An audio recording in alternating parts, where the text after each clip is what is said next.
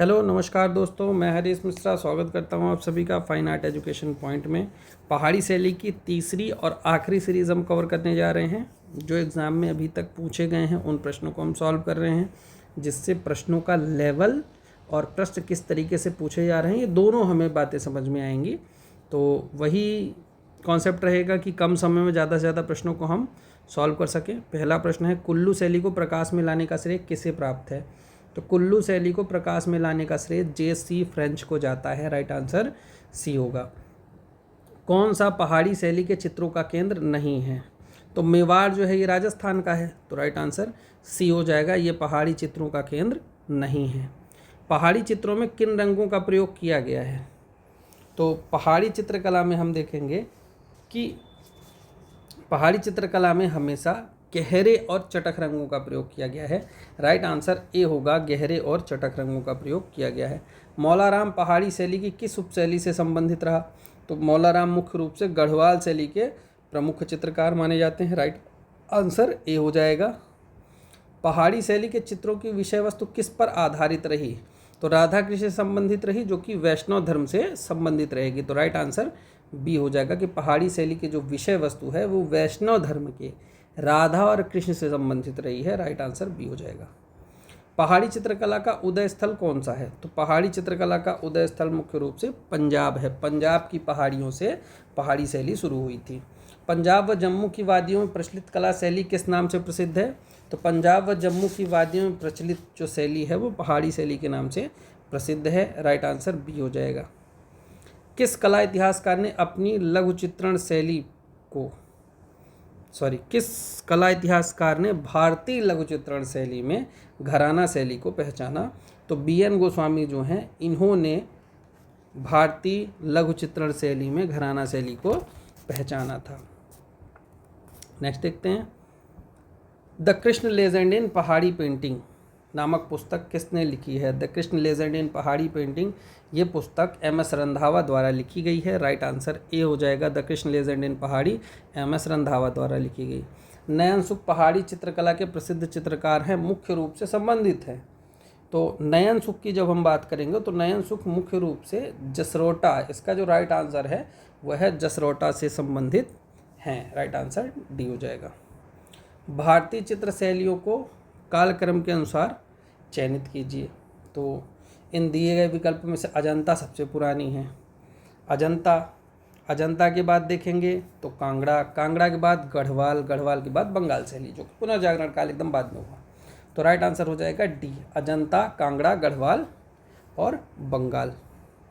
Next question, bold और contrast चमक से युक्त रंग संगति की विशेषता किस परंपरागत चित्र शैली की विशेषता रही है? तो बोल्ड और कंट्रास्ट की जब बात आएगी तो फिर हम राजस्थानी शैली की बात करेंगे कि ज़्यादा बोल्ड और कंट्रास्ट राजस्थानी शैली में हमें देखने को मिलते हैं। राइट आंसर बी हो जाएगा। राजलक्ष्मी का चित्र किस शैली से प्राप्त हुआ है? तो राजलक्ष्मी का जो चित्र है वो मंडी शैली में हमें देखने को मिलता है।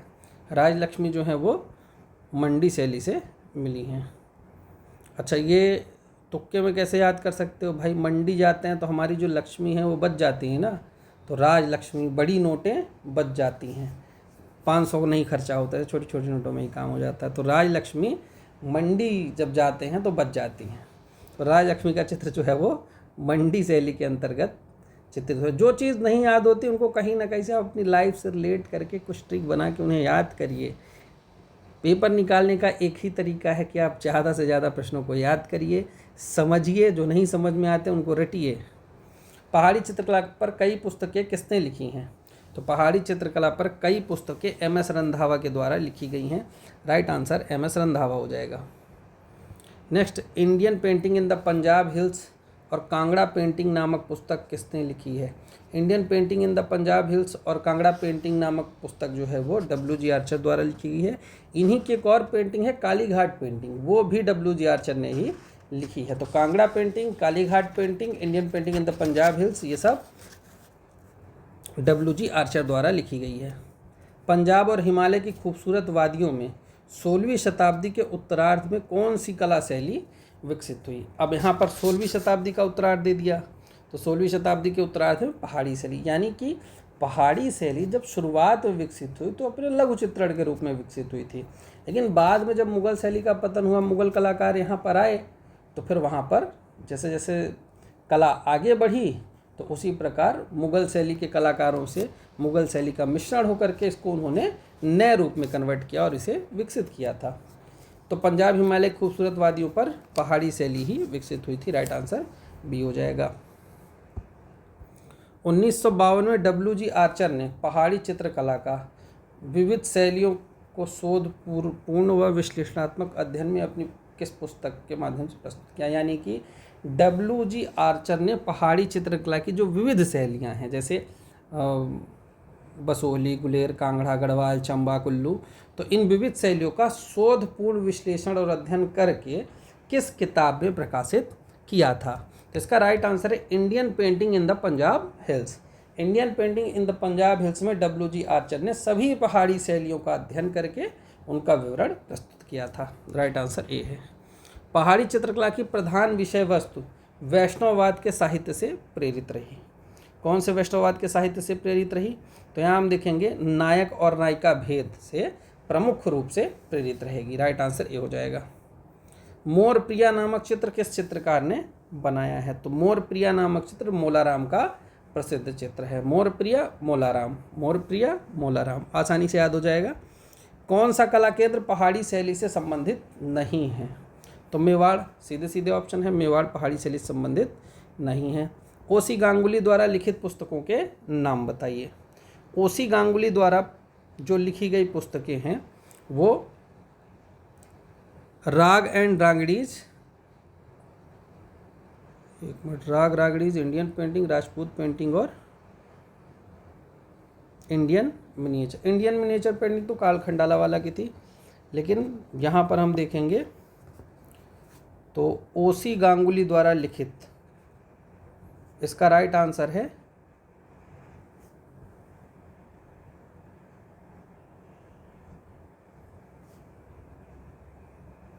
Master pieces of Rajput painting. ये गलत है, इसका पूरा होना चाहिए था master pieces of Rajput painting O C Ganguly की थी। रूपम नामक पत्रिका का संपादन इन्होंने किया था। राग एंड रागड़ीज भी इन्हीं की है। तो राग एंड रागड़ीज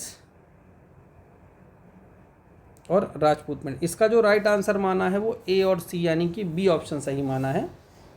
राइट आंसर बी, लेकिन राजपूत पेंटिंग इनकी पुस्तक नहीं है।